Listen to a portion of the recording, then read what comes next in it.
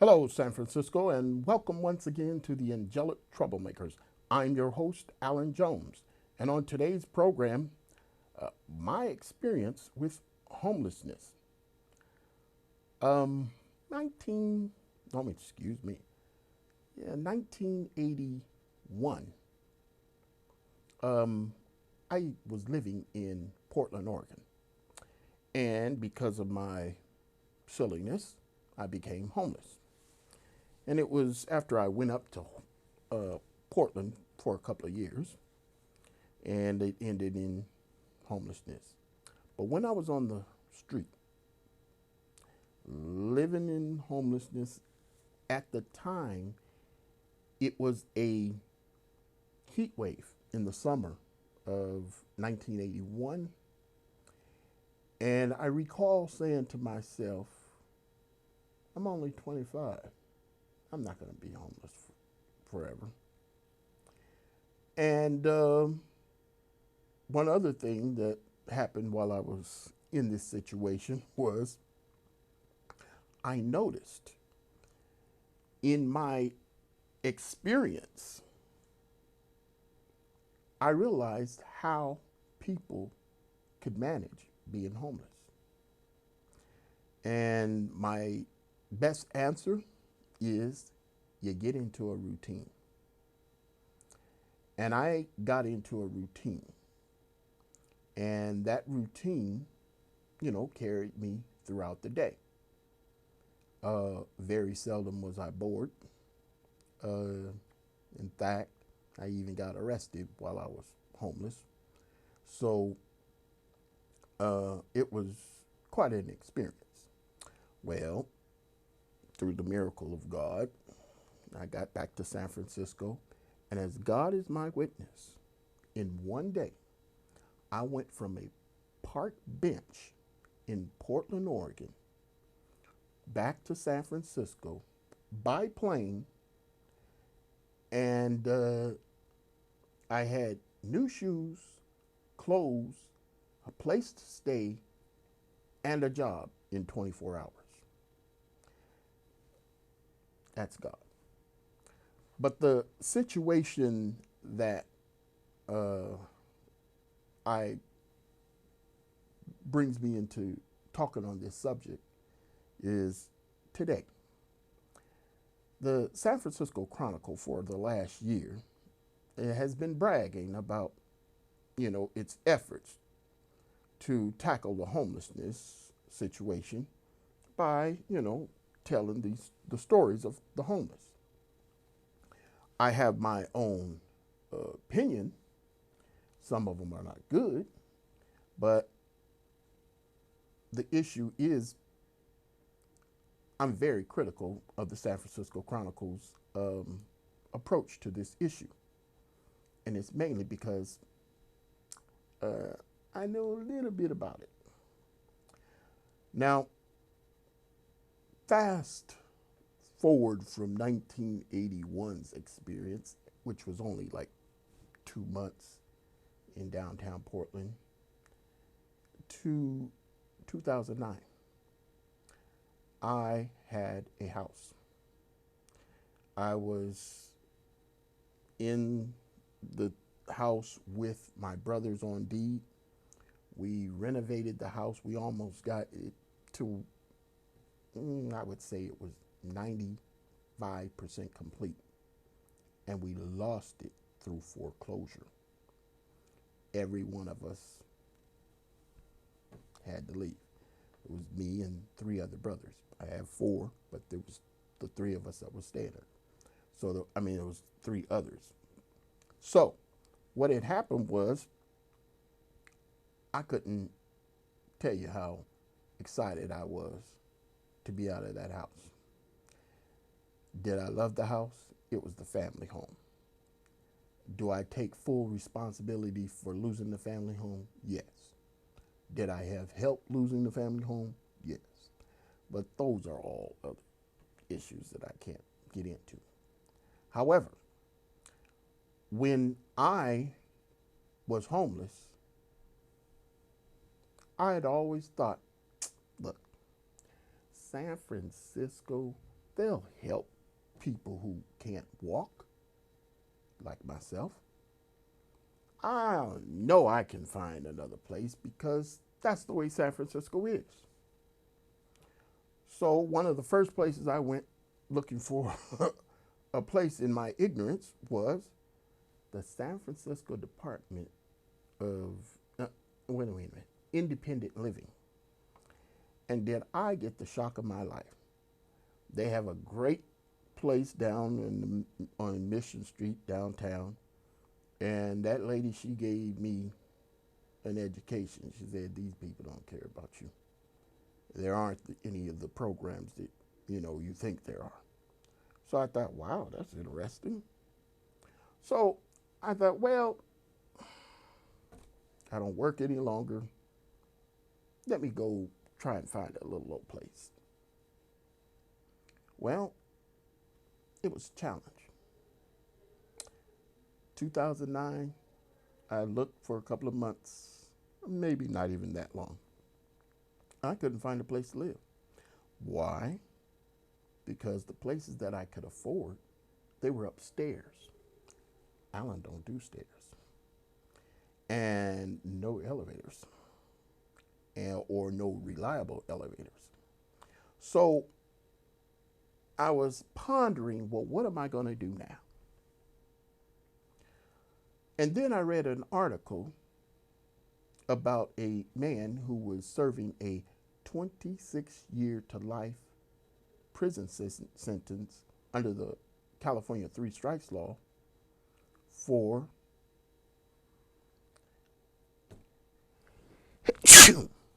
hey, that happens, for cheating on a driving test. And I thought, my goodness, that is harsh. I am a prison reform activist. And so I was just following the issue. And then something hit me. And it was like, well, if this man can do 26 years to life for such a silly crime, I can remain homeless until I get people to understand something about my prison advocacy work. Well, that 1 year that I committed and I thought I knew I could do based on my understanding of, get into a routine, that 1 year turned into 8. Yes, today, 8 years later, I'm still homeless. But how did I deal with me being homeless? And the reason why I bring this situation up is because I recognize what I read in the San Francisco Chronicle. Some of those stories are inspiring about homelessness. Some are heartbreaking. But I think that they're taking a wrong approach to trying to help these people. I mean, they're spending hundreds of millions of dollars trying to get people to housing. You're doing it wrong. But I'm going to describe to you a few things that have happened to me while I have been homeless. Why? Because I think that for most people, and I would say a good 80% of the homeless people, they're that way because of their poor habits. And I know that some of them, a good number of them, are homeless due to circumstances beyond their control. I have a brother who, he's not homeless, but he, his wife, and 2 kids lost their home because they were renting and the owner didn't pay the mortgage. He collected the rent, but he didn't pay the mortgage. And so they found out some strange way that, hey, the house has been sold. And so we understand how these things go, where some people, through no fault of their own, medical other tragedies like a fire can displace people, and there's many different reasons for a person to become homeless. But in my being homeless, and I have no one to blame but myself, I myself, I have an attitude. And this attitude will not have me um, ask for sympathy on certain things that I know are within my control. So I moved into my pickup truck. Now, let me tell you, it wasn't some old raggedy old truck. I bought the truck brand new. And a year later, I was living in it. The truck has been fabulous to me. In fact, just before I really became homeless, I drove the thing to the Grand Canyon and just enjoyed the peace. But the fact that once I got back and I realized that there were some things that I wanted to do, and I was not leaving San Francisco, I got busy. Now, one of the first things that I did was I wrote this book. I wrote this book. It's an autobiography about my life. And quite frankly, I'm very impressed. On my writing skills, no. Because I know I can't write a book. But I'm telling you, with God's guidance, this book, Case Game, Activating the Activist, is in the San Francisco Public Library. And so I'm saying that though it took a year, it was a year of just typing away on my laptop in my pickup truck that started it. I got some things wrong. I tried to give credit to or say something that Moses wrote or said in the Bible, and I had published the book and found out, oops. So I had to recall the issue and redid it. So it was published a year later.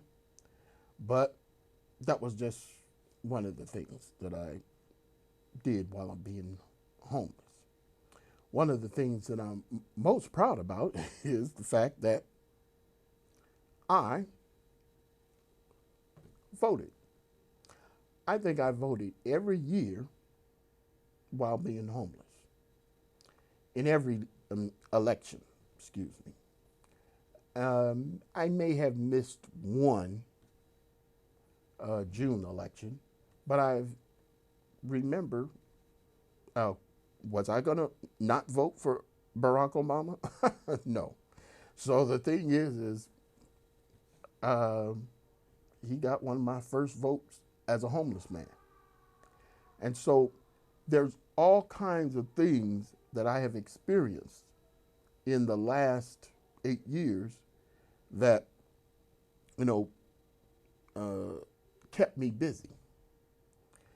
And one of them was, as I've mentioned on this program, being a prison reform activist. I came up with something called California Clemency. And it was something that I started way before I became homeless, but it kept me busy. Then in 2011, I believe it was, or 2012, I volunteered at the Department of Public Health in an advisory committee. I don't remember what was the name, but it took my time for 6 months, and I really loved going to the meetings. But they had a vote on something on this committee that was I'm not going to talk bad about them, but it was the opposite of Alan Jones in, what I think. And so I said I can't continue. But then I got wrapped up in the 49er issue. Now I'm telling you all of these things because I'm impressed. 8 years of living in my truck, and I don't believe that this actually happened. But I kept myself busy. And so I'm checking the news, reading the news, and I hate to read. But I kept following this 49er issue. And so in following this 49er issue, hey, I said, this is not right. So I got on my little soapbox and tried to do something about that. Well, I tried to prevent the 49ers from leaving San Francisco. Well, we know how that worked out. So I went on doing something else. Then something comes up. I discovered that San Francisco had way too many homeless. And this situation, if you read the title with me, it says, Boston mobster James Whitey Bulger, an example to wealthy San Franciscans on reaching out to the homeless. I wrote this article based on the fact that I, while homeless, was watching 60 Minutes, and they were doing a story on the Boston mobster Whitey Bulger, who was captured. And they told this story about how he befriended somebody because he looked like him. And he took care of the guy for 10 years just so he could use his ID to stay underground or, hiding from the law. Well, the guy died that he was taking care of. And the article on the 60 Minutes piece described Whitey Bulger. He was even crying about it. The man has been known to have killed 17 people, murdered them, execution style. And one lady he killed then had a sandwich and took a nap. That was how he was as a human. But this person that he befriended and wanted to use ended up, he took a liking to him. So this Whitey Bulger, who wanted something, paid for this man's apartment and him something to eat for 10 years. Kept him off the street. The man was a drunk. Not Whitey Bulger, the man he was taking care of. And so I put this story together in this particular article to say that San Francisco can help the homeless. And I outline in the article how I thought, it could work. Now, sure, no way in the world San Francisco's going to read and follow my instructions on how to help the homeless. I understand that. But I will say that me being homeless, I have learned so much about the homeless. And I don't have this pity for them that San Francisco is trying to promote. And they're trying to promote it in a dangerous way because it's not helping. And I know it's not helping. I know that there are some people who are homeless who I've seen do some of the most humanitarian things in the world. You know, give somebody food, help somebody out. I mean, the list goes on of the things that I've seen with my own two eyes. And by just us looking at the homeless and the blight that they have made some San Francisco streets, of course you want to get rid of it. But we can't do no out of sight, out of mind type thing. That's not going to solve the problem. And that's why we still have a bigger problem. You know, I heard within the last 2 weeks that San Francisco's homeless population dipped. What, excuse me, dipped. No, it hasn't. Now, has San Francisco been sending a lot of the homeless out of the city, giving them bus tickets back to where they're going? That's basically what I understand is the success of the navigation centers so far. But anyway, the thing is the approach, I say, is we're not treating these people with like human beings. We're not treating them with respect. We're condescending, you know, and we're definitely not helping if we're going to be condescending. Now, in my 8 years of being homeless, I've seen where what works and what does not work. And what works for me might not work for another person. But one of the things that I found most valuable, travel lightly. If you look in my truck, you will not see piles of junk that I held on to for dear life. Why? Because I know that if I'm going to be able to maneuver around, I can't be having a whole bunch of baggage. It just doesn't work. And I've seen some of the homeless, they were carrying some of the most strangest objects. And I even see them picking up strange objects. And a lot of the homeless, I hate to say this, I think that they were hoarders. And when you notice the backgrounds of hoarders and then you look at some of the people on the streets, that's where their hoarding took them, to the streets.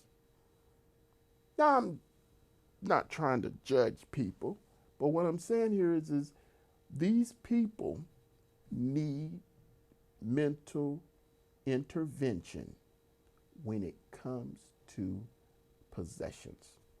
Because people tend to hold on to stuff that has absolutely no value at all.